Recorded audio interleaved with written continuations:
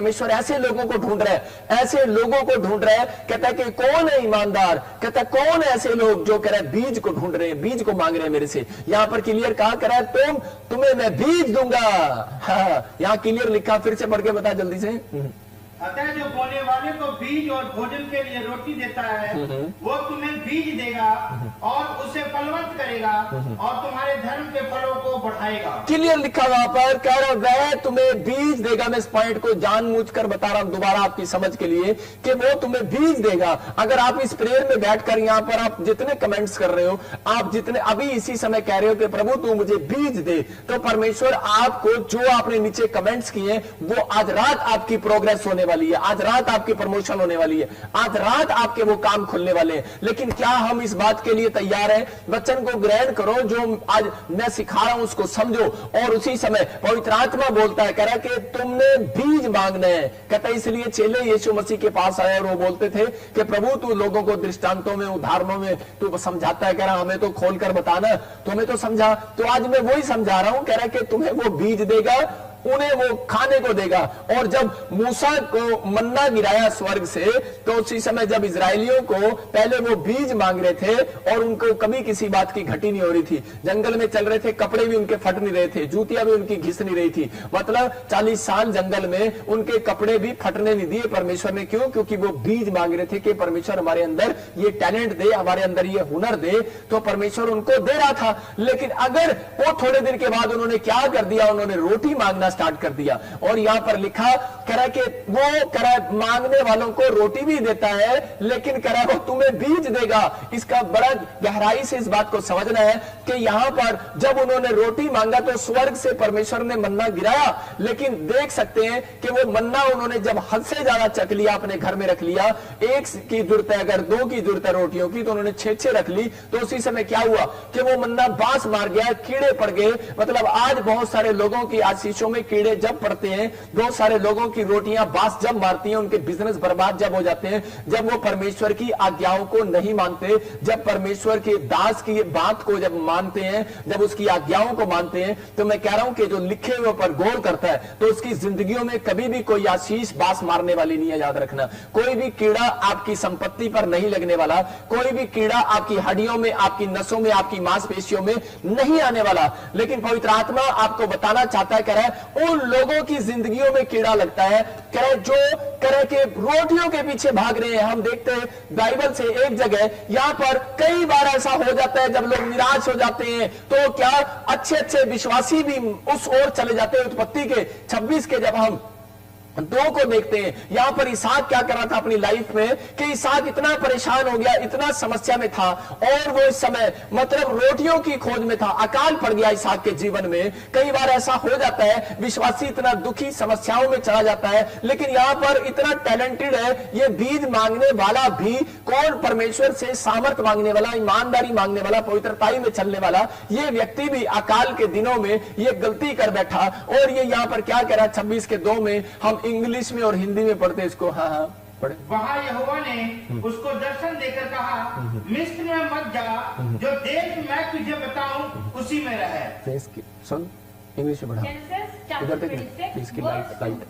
When Naomi heard in Moab that the Lord had come to the aid of his people by providing food for them, she and her daughters-in-law prepared to return home from there. Third, the Lord appeared to Isaac and said, do not go down to Egypt. Live in the land where I tell you to live. यहाँ क्या लिखा? Clear बोल रही है Bible, कह रहा है कि इसहाक ने अकाल के दिनों में कह रहा है कि वो जाने वाला था, लेकिन उसी समय वो रोटियों की खोज में जा रहा था कि मैं इस देश को छोड़ देता हूं और मैं दूसरे देश में चला जाता हूं। लेकिन उसी समय परमेश्वर यहोवा का वचन उसके पास आता है और उसने ग्रहण कर लिया उस वचन को। मतलब कि बहुत सारे लोग ऐसे हैं वचन को सुनते तो है लेकिन अमल नहीं करते, लेकिन इसने वचन को सुन लिया और ग्रहण कर लिया, क्योंकि ये जानता था इस बात को कि दूसरे कुरिन्थियों 9:10 में लिखा, कह रहे कि वो कह रहे बोने वाले को बीज देता है और खाने वाले को रोटी देता है, लेकिन ये जानता था वो तुम्हें बीज देगा। लेकिन इसको पता है इसके पास बीज था, लेकिन ये जब परेशानियों में आया, अकाल के दिनों में आया, तो ये रोटियां मांगने लगा, रोटियों की खोज में निकल गया, दौड़ गया, रोटियों की खोज में जा रहा था। जब ये निकलने लगा उसी समय परमेश्वर का वचन इसके पास आया, बोलता इसहाक मत जा, कहते तू इसी देश में रह, मैंने तेरे पुरखों से वादा किया है, कहता है कि मैं तेरे वंश को बढ़ाऊंगा और तुझे मैं हर संपत्ति हर चीज दूंगा। और इसने उस वचन को ग्रहण किया, मतलब हो सकता था ये भी उस बीज को खा सकता था। इसलिए यीशु मसीह कह रहा है किसी को कह रहा है वो बीज देगा, कह रहा है किसी को वो रोटी देगा। परमेश्वर हर व्यक्ति को बीज नहीं देता, याद रखना। क्यों? क्योंकि कहता है कि बीज का मतलब कह रहा है ईमानदारी, और वो परमेश्वर का बीज, परमेश्वर का टैलेंट, परमेश्वर की अनॉइंटिंग, उसको बोल रहा हूं मैं बीज को। कहता है अनॉइंटिंग से धन आता है, अनॉइंटिंग से हीलिंग होती है, अनॉइंटिंग से आश्चर्य कर्म होते हैं, अनॉइंटिंग से आप जिंदा है। याद रखना परमेश्वर उन लोगों को अनॉइंटिंग देता है उनको बीज देता है जिनके ऊपर कहता है जो बीज मांगने के योग्य हैं, जो बीज को संभालने के योग्य हैं। याद रखना जो बीज को बोने वाले हैं, मतलब कि जो बीज को बोने वाले हैं। लेकिन कुछ लोग बीज को खाने वाले, अकाल के दिनों में इसहाक बीज को खा सकता था लेकिन भूखा था। आज बहुत सारे लोग क्या करते हैं, बस कह के वचन को पढ़ते नहीं, लेकिन वो क्या करते हैं, बाइबल को सीखते नहीं, प्रार्थनाएं करते नहीं, उनके अंदर टैलेंट नहीं है ये कि वो वचन को ग्रहण नहीं करते। इसलिए परमेश्वर उनको देता तो है, लेकिन थोड़े दिन के बाद उनके काम फ्लॉप हो जाते हैं, थोड़े दिन के बाद उनके बैंक बैलेंस खाली हो जाते हैं। लेकिन परमेश्वर ऐसे लोगों को धरती पर ज्यादा दिन जिंदा रखना चाहता है जो लोग ईमानदारी के साथ परमेश्वर से बीज मांग रहे और उसके वचन को ग्रहण कर रहे हैं। ये ऐसा व्यक्ति था इसहाक ने ईमानदारी दिखाया, परमेश्वर के वचन पर भरोसा रखा और ये गया नहीं, और इसने उसी खेत में बोया। और देखते हैं हम 26:12 में इसमें क्या लिखा है, पढ़े हिंदी में। फिर इसहाक ने उस देश में जोता बोया और उसी वर्ष में 100 गुना फल पाया। देखो इसके पास इसका मतलब बीज था। इसने कहा इसहाक ने उसी देश में जोता और बोया और उसी समय परमेश्वर ने उसको 100 गुना। अब यहां पर जो हम नए नियम में देखते हैं तो लिखा किसी ने 30 गुना, किसी ने 60 गुना, किसी ने 100 गुना पाया। लेकिन यहां पर केवल इसहाक ऐसा मनुष्य है जिसने 100 गुना पाया। यहां बाइबल में क्लियर लिखा 100 गुना। आज आपको कितना गुना आशीष चाहिए, लेकिन यहां पर लिखा इसहाक ने उस देश में जोता बोया। उसने उसी देश में जोता बोया और उसी साल के अंदर, नेक्स्ट ईयर में नहीं, उसी साल में। मैं आज ऐसे लोगों के लिए भविष्यवाणी कर रहा हूं, ऐसे लोगों के लिए मैं अनॉइंटिंग छोड़ रहा हूं और आप रिसीव करो। इसी साल के अंदर आप 100% पाने वाले हैं यीशु मसीह के नाम में। लेकिन क्या आप परमेश्वर को कहने वाले हैं कि परमेश्वर तू मुझे बीज दे? कहता है मैं बीज बोऊंगा। अगर आज कहता है कि आज आपको अपना बीज बोना है, अगर आपके घर में दुख है, बीमारी है, समस्याएं हैं, तो ऐसे लोगों को परमेश्वर प्यार करता है। इसहाक का जीवन ऐसा था कि नहीं, अपने बच्चों को भी, अपने परिवार को भी वो बोने वाला बना रहा था। आज हमें अपने परिवार को बोने वाला बनाना है कि नहीं बेटे, कि चाहे कोई दुख आए, बीमारी आए, समस्या आए, फिर भी हमें प्रार्थना करना है, फिर भी हमें ये जीवन रखना है, परमेश्वर पर भरोसा रखना है। अकाल के दिनों में भी इसने अपने बच्चों को, अपने परिवार को सिखाया कि हमें परमेश्वर की नजदीक में जाना है, परमेश्वर की हजूरी में रहना है। अगर आप परमेश्वर की हजूरी में रहना जानते हैं, परमेश्वर की प्रेजेंस में रहना जानते हैं, मैं कह रहा हूं कि मेरा खुदा आज आपकी रोटियों को डबल करने वाला है यीशु मसीह के नाम में। आज आपकी रोटियां डबल होने के लिए जा रही है, ट्रिपल होने के लिए जा रही है। लेकिन मैं कह रहा हूं फिर से कि परमेश्वर चिंता का परमेश्वर नहीं है, चिंता देने वाला परमेश्वर नहीं है, वो आपकी रोटियों को डबल करने वाला परमेश्वर है। लेकिन क्या आप उन रोटियों को डबल कराना चाहते हैं यहां पर? लेकिन उन लोगों की रोटियां डबल होंगी आज इस मैसेज के बाद, इस वचन को ग्रहण कर रहे हैं जो लोग कि हाँ परमेश्वर कि मैं आपसे तेरे से बीज मांगूंगा, रोटियां नहीं। मैं आपसे तेरे से ये मांगूंगा, परमेश्वर मुझे प्रार्थना करने का मन दे, परमेश्वर मुझे बाइबल पढ़ने का मन दे, मुझे हर समय में परमेश्वर तेरे ऊपर भरोसा करने का मन दे। अगर ऐसा मन है तो मैं कह रहा हूं कि आपका बिजनेस डबल होने लगेगा। आज से आपकी आशीषें डबल होने लगेंगी, आपका बैंक बैलेंस डबल होने लगेगा। आपकी लाइफ में अगर आपको लग रहा है कि मैं 15 साल जीऊंगा, तो याद रखना हिजकिय्याह के पास परमेश्वर का वचन आया कि मैं तेरे 15 साल और बढ़ाऊंगा। तो आज आपके पास भी अगर आप किसी बीमारी या समस्या में हो तो परमेश्वर का वचन आज आ रहा है उन लोगों के लिए, कह रहा है कि इसने मेरे लिए बीज बोया, इसने मेरे लिए, इसको मैं धरती पर रखूंगा क्योंकि ये बीज बोना जानता है। अगर आप सुसमाचार सुनाना जानते हो, अपने बच्चों के अंदर बीज बोना जानते हो, अपनी पत्नी, अपने परिवार के अंदर बीज बोना जानते हो, तो परमेश्वर ऐसे किसानों को पसंद कर रहा है, ऐसे भूमि को पसंद कर रहा है। आप एक अच्छी भूमि हो, याद रखना। तो परमेश्वर ऐसे प्लेस को पसंद कर रहा है और कह रहा है कि मैं ऐसे प्लेस को, कहता है कि अपने पास बुलाऊंगा। लेकिन यहां पर एक जगह क्या हो रहा था कि हम यीशु मसीह कह रहे जब फास्टिंग कर रहा है 40 दिन की, तो शैतान उसके पास आता है और उसको बोलता है कि मैं तुझे रोटियां दूंगा। कहता है तू पत्थर को कह दे कि रोटियां बन जाए, लेकिन उसने कहा कि क्लियर कहा उसको, कह रहा है कि परमेश्वर ने क्लियर कहा उसको, कह रहा है कि एक मनुष्य कह रहा है रोटियों के बिना भी जिंदा रह सकता है। कह रहा है कि अगर परमेश्वर का वचन उसके पास है तो वो जिंदा रह सकता है परमेश्वर के एक वचन से। याद रखना कि पवित्र आत्मा कहता है, कह रहा है कि इसका मतलब ये गहराई में बात है कि पवित्र आत्मा इंपॉर्टेंट बात है उन लोगों के लिए बोल रहा है। कहता है जो लोग बीज मांगते हैं उनके घर कग्गा आने वाला। याद रखना, ब्रेड लेकर एक एलिया के पास एक नाले में कग्गा लेकर ब्रेड लेकर आ सकता है काल के दिनों में। क्या परमेश्वर आपके घर किसी व्यक्ति को भेज नहीं सकता? लेकिन क्या भरोसा है आपके अंदर? इसहाक की ने भरोसा रखा, काल के दिनों में सब भाग गए, लेकिन इसहाक टिका रहा और उसने बोया उस स्थान पर। कह रहे थे ये धरती बेकार है भाई साहब, यार आज लोग बोल रहे होंगे ये दुकान बेकार है, ये घर बेकार है, छोड़ दो। बहुत सारे लोग दुष्ट आत्माओं की परेशानियों में आकर, कर्जे की परेशानियों में आकर वो लोग सोचते हैं शायद मैंने पता नहीं दुकान यहां पर किया, यहां कोई दुष्ट आत्मा है, मैं इस घर को छोड़ देता हूं। आप छोड़ने की जरूरत नहीं है भाई साहब। अगर ऐसा लग रहा है तो कोई बात नहीं, मैं तुम्हारे घर में आता हूं, तुम मेरे में आ जाओ, थोड़े दिन के लिए मुझे दे दो। मैं कह रहा हूं कि ऐसे लोगों को दे दो जो बीज बोना जानते हैं, उन लोगों को अपने घर में बुलाओ, प्रेयर करना जानते हैं। परमेश्वर का आत्मा कह रहा नहीं तो खुद बनो, कहता खुद करो प्रेयर। कहता परमेश्वर कह रहा ऐसे लोग हैं तो आज वही घर कहता है स्वर्ग समान होगा। याद रखना, वही घर, वही बिजनेस आशीषित होगा। कहता कि इसलिए रोटियों की खोज में न रहो, कहता कि आपको परमेश्वर की खोज में रहना है। पवित्र आत्मा ऐसे लोगों को प्यार करता है और ऐसे लोगों को ढूंढ रहा है परमेश्वर। हम देखते हैं एक जगह रूत के जीवन से देखते हैं, यहां पर एक औरत है, रूत के चैप्टर को पढ़ते पहले एक का एक पढ़ते तो यहां पर एक आदमी अपनी पत्नी को लेकर और अपने बच्चों को लेकर बेहतलेम के अंदर रहता था, इजराइल के अंदर बेहतलेम के अंदर रहता था। लेकिन क्या हो गया कि इसके देश में अकाल पड़ जाता है। बेहतलेम का मतलब क्या है कि बेहतलेम का मतलब है कि रोटियों का घर, बीज का घर, मतलब बेहतलेम का मतलब है दया का घर। और लेकिन यहां पर कि ये नहीं समझ पाया और इसकी पत्नी का नाम है नौमी, मतलब ये इस देश में रहते हैं और नाओमी का मतलब होता है खिला हुआ, मतलब फेस, रौनक फेस, मतलब खिला हुआ।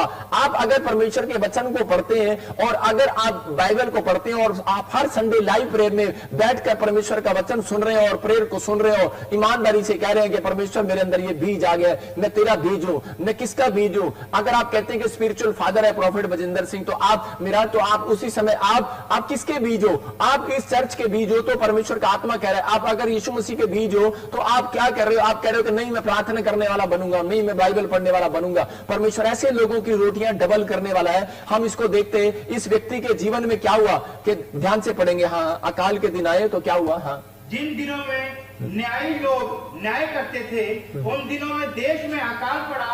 तब यहूदा के बैतलहम का एक पुरुष अपनी स्त्री और दोनों पुत्रों के संग लेकर मोआब के देश में परदेशी होकर रहने के लिए चला। हाँ, यहाँ देखो, यहाँ यही गलती कर रहा था ये व्यक्ति। अरे बेहतलेम के अंदर रहता है लेकिन इसको पता है कि खुदा के घर में दया का घर है। बेहतलेम का घर कहता है दया का घर, इसका मतलब है बेहतलेम में दया मिलती थी। अरे बेहतलेम में रोटियां डबल होती थी। लेकिन इस व्यक्ति ने क्या किया? इस व्यक्ति ने अकाल के दिनों में परमेश्वर पे भरोसा रखना छोड़ दिया, बीज मांगना छोड़ दिया, इसने रोटियों की खोज करना शुरू कर दिया और रोटियां मांगने लगा।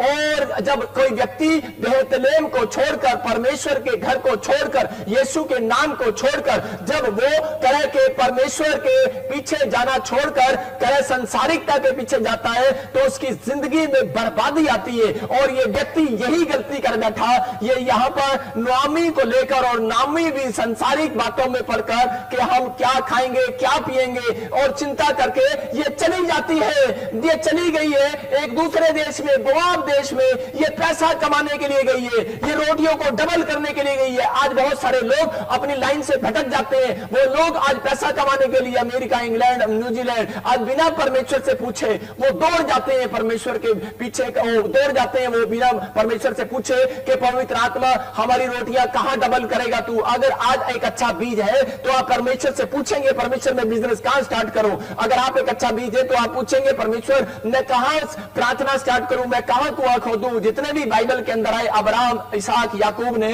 परमेश्वर से पूछा। वो एक अच्छे बीज थे और एक अच्छी भूमि थे परमेश्वर की, इसलिए परमेश्वर ने उनकी भूमि को सफल किया, उन व्यक्तियों के नाम को रोशन किया। लेकिन यहां पर ये बेहतलेम को छोड़कर, खुदा के घर को छोड़कर जब ये चले जाते हैं तो नुआमी के साथ क्या होता है, इसका पति मर जाता है दूसरे देश में पैर रखते ही थोड़े दिन के बाद। अरे इसके 2 बच्चे हैं और 2 बहुएं हैं और दोनों बेटे मर जाते हैं। ये तीनों तो विधवा हो गए हैं, रो पड़े हैं। अरे तीनों मोआब देश में आकर रोने लगे हैं। नुआमी का मतलब है चेहरा खिला हुआ, लेकिन इसके चेहरे पर तो रौनक चली गई है। अब ये रो रही है, तड़प रही है और परमेश्वर को अंदर ही अंदर सोच रही है कि परमेश्वर तूने मेरे साथ ऐसा क्यों कर दिया। लेकिन ये भूल गई है परमेश्वर के वचनों को, भूल जाते हैं जब लोग परमेश्वर के वचनों को भूल जाते हैं, परमेश्वर के कायदे कानून को, तो अपनी लाइफ में वो दुखों को देखते हैं। लेकिन यहां पर ये नाओमी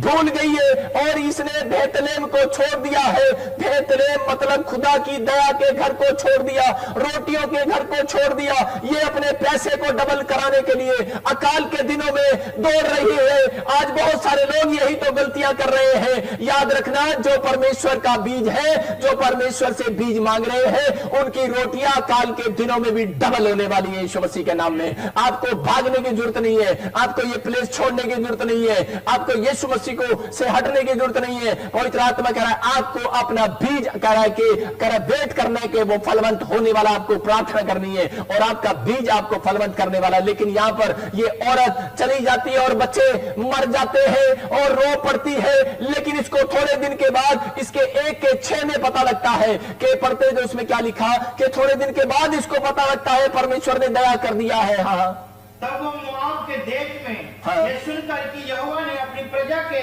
लोगों की सुधि लेके उन्हें भोजन वस्तु दी है, उस देश से अपने दोनों बहुओं समेत लौट जाने को चली। यहां पर क्या लिखा कि ये बेहतलेहम को जब छोड़कर ये चली गई और 2 बेटे मर गए, पति भी मर गया, तो रोने और चिल्लाने लगी और मोआब देश को कोसने लगी। बोलती है मोआब ने तो मेरे बच्चों को खा लिया, बोलती है मोआब देश ने तो मेरे पति को खा लिया। रो पड़ी है, क्यों इसको एहसास हो चुका है। बोलती है क्योंकि मैंने खुदा के घर को छोड़ दिया है, मैंने बेहतलेहम की रोटियों को छोड़ दिया है, मैंने बेहतलेहम में जो बीज पाया था मैंने वो बीज बोना छोड़ दिया है। मैं तो बोने वाली थी, मैं खाने वाली नहीं थी और इसने ये गलती कर लिया, ये बोने वाली थी। अरे इसके अंदर तो परमेश्वर की ईमानदारी भरी पड़ी थी, परमेश्वर पर भरोसा रखने वाली औरत थी, ये पैसे के पीछे भागने वाली औरत नहीं थी। अरे इसको एहसास हो जाता है और रो पड़ती है और उसी समय इसको पता लगता है कि जो ये बेहतलेहम को छोड़कर मोआब में आई थी, तो इसको पता लगा परमेश्वर ने फिर से अरे अकाल हटा दिया है, बेहतलेहम में फिर से परमेश्वर ने दया कर दी है। क्योंकि परमेश्वर का नाम तो दया करने वाला परमेश्वर है, वो डबल करने वाला परमेश्वर है। अगर आज भी आप कहीं भटक गए हैं, अगर आज भी आप कहीं निराशा में है, अगर आज भी आप कहीं चिंता में है, अगर आज भी आप कहीं परेशानियों में है, तो मेरा परमेश्वर आपसे बातचीत कर रहा है। आज का वचन आपसे बातचीत कर रहा है, आपके बच्चों से बातचीत कर रहा है कि आज अगर मैं कह रहा हूं आप दूसरे देश में नहीं गए हैं कमाने के लिए, लेकिन अगर आपने परमेश्वर के पीछे चलने के बाद कहता पाप का जीवन पकड़ लिया है कि शायद कुछ नहीं होने वाला और आप निराशा का जीवन पकड़ लिया है, तो मैं कह रहा हूं कि आज भी आप बेहतलेहम में दौड़ा सकते हैं। आज भी आप जब पश्चाताप करते हैं तो आप वापिस बेहतलेहम में आने वाले हैं। क्योंकि लोगों को पता लग चुका है कि आर्थिक तंगी के अंदर भी कहता है इस बेहतलेहम के अंदर कहता है परमेश्वर ने दया कर दिया है। और ये नुआमी इस बात को सीख गई है और मोआब देश में इसने फैसला ले लिया। बोलती है अब तो मैं खुदा के घर में रहूंगी, अब तो मैं खुदा की हजूरी में रहूंगी, अब तो मैं खुदा के घर में रहूंगी। आज तो मैं रब दे घर विच रवांगी, हुण तो मैं रब दी हजूरी विच रवांगी। हुण ये अब ये ऐसा कमिटमेंट कर रही है परमेश्वर के साथ कि मैंने जो कनेक्शन तोड़ा था परमेश्वर, मैं अब तेरे कनेक्शन को फिर से जोड़ूंगी, तेरे साथ कनेक्ट रहूंगी। और उसी समय ये अपने बच्चों को बोलती, दोनों बहुओं को बोलती है कि तुम चले जाओ। लेकिन हम देखते हैं यहां पर इसने उन लोगों के अंदर कहते कि 2 बहुएं थी, 2 बीज हैं हैं? कहता है एक बोने वाला एक खाने वाला, दो लोग हैं। कहता है एक बीज बोने वाला है, एक खाने वाला है। याद रखना यहां पर इसकी दो बहुएं थी, एक बोने वाली थी, एक खाने वाली थी। और जो खाने वाली बहू थी इसकी, इसने उसको कहा कि तू दूसरी शादी कर ले, और उसने छोड़ दिया और वो चली गई, और जाकर जिस देश से वो आई थी और उसी में चली गई। लेकिन याद रखना कि यहां परमेश्वर का आत्मा ऐसे लोगों को प्यार करता है। लेकिन इसकी बहू जो रूथ थी, इसके अंदर वो बीज इसने डाला था, इसने बोया था उस बीज को, और बोया तो दोनों के अंदर था, लेकिन एक खाने की खोज में थी और एक बोने की खोज में थी। लेकिन परमेश्वर ने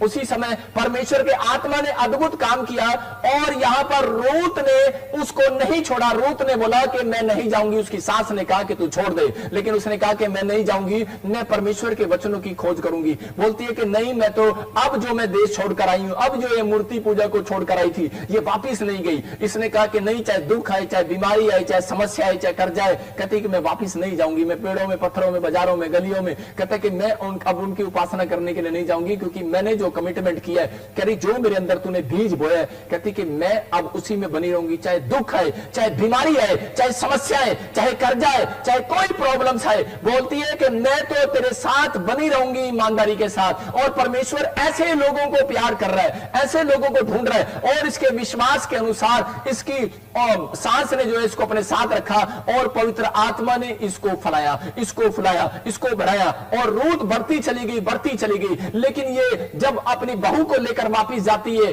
बेहतलेम के अंदर, तो जब लोग इसको देखते हैं बेहतलेम के अंदर, तो उसी समय देखकर बोलते हैं अरे नुआमी आ गई, नुआमी। लेकिन ये जानती है, कह रही के लब रिश्तेदार, कह रहे कि जब कोई फौरन से मिलने के लिए आता है, तो उसी समय रिश्तेदार दौड़े दौड़े जाते हैं और खुश होते हैं कि साडा रिश्तेदार बाहरों आया, फौरन तो आया है। लेकिन उसी वेले ये जान रही है, कह रही अब मेरा नाम नुआमी नहीं है, डांट रही है अपने भतीजों को, बोल रही है करा नुआमी मत कहो मुझे। बोलती है अब मैं नुआमी नहीं हूं, नुआमी का मतलब तो है खिला हुआ, लेकिन कह रही मैं तो, मेरा नाम तो मारा पड़ गया है, इसका नाम का मतलब है बर्बाद शुदा। मोआब में चली गई, बर्बाद हो गई। अरे बेहतलेम को छोड़ा, बर्बाद हो गई। आज बहुत सारे लोग कह के धन की खोज में आज परमेश्वर के सामने कह पवित्रता ही नहीं मांगते, हजूरी नहीं मांगते परमेश्वर की, कह उसकी प्रेजेंस में नहीं रहना चाहते। जब हम लोग प्रार्थनाओं से, बाइबल से कह के बाहर जाते हैं, पवित्र आत्मा कह रहा है कि वो बेहतलेम में नहीं, कह रहा है कि वो बेहतलेम से बाहर जा रहे हैं मोआब के अंदर। याद रखना, कहता है इसलिए उनकी रोटियां घट रही है, इसलिए उनका पैसा घट रहा है। लेकिन अगर आप सुबह शाम बेहतलेम में रहेंगे, तो परमेश्वर आज तुम्हारी रोटियों को डबल करने वाला है। अगर आप सुबह शाम